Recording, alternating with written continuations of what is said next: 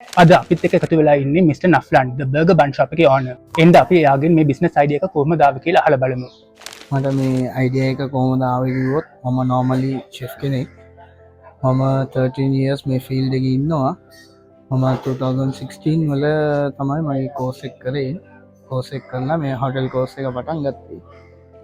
පටන් අරගෙන දැන් maximum 14 years වෙනවා. 14 years වල මම foreign එකෙත් වැඩ කරලා තියෙනවා. ලංකාවෙත් වැඩ කරලා තියෙනවා.